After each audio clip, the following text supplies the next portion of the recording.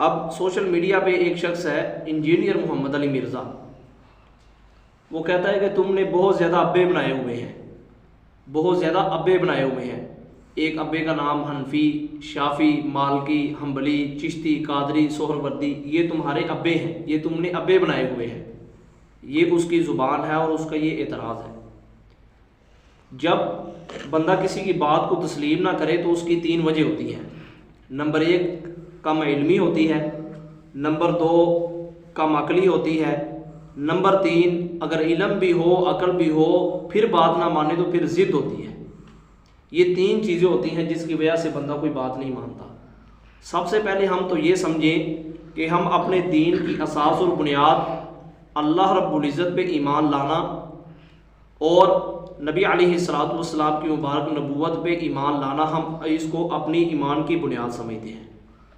آپ علیہ الصلوۃ والسلام کے بعد جو صحابہ کرام رضوان اللہ علیہم اجمعین ہیں، ہم ان کو دین کے معاملے میں نبی علیہ الصلوۃ والسلام کا وارث سمجھتے ہیں۔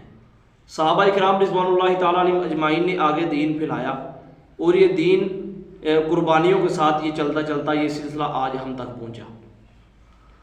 تو یہ جو 4 ائمہ دنیا میں مشہور ہوئے نا، اس کے لیے میں تھوڑی سی بات اطلاع کے لیے عرض کر دوں کہ یہ جو مسلک حنفی ہے یا شافی ہے یا مالکی ہے یا حنبلی ہے، یہ کیوں ہے، اس کی وجہ کیا ہے۔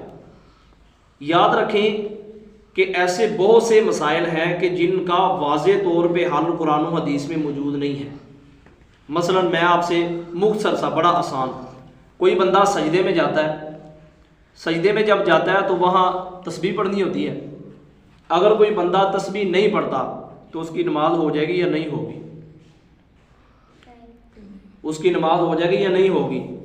یہ چیز کس نے مقرر کی ہے کہ یہ سنت ہے یہ تسبیح پڑھنا، یہ واجب ہے تسبیح پڑھنا، یہ فرض ہے تسبیح پڑھنا؟ ان چیزوں کو قرآن و حدیث کے جو اصول ہیں ان کی روشنی میں مقرر کیا کہ نماز کے اندر یہ چیز سنت ہے، تسبیح پڑھنا سنت ہے۔ اگر نماز میں سنت چھوٹ جائے تو ثواب میں کمی آتی ہے لیکن نماز ہو جاتی ہے۔ نماز کے اندر ایک کام واجب ہے، اگر واجب جو ہے وہ بھول کر چھوٹ جائے تو سجدہ صاحب کر لیں گے تو نماز ہو جائے گی، اگر جان بوجھ کر چھوڑا تو نماز نہیں ہوگی۔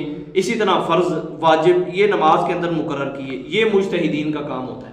تبارك الذي نزل الفرقان على عبده ليكون للعالمين نذيرا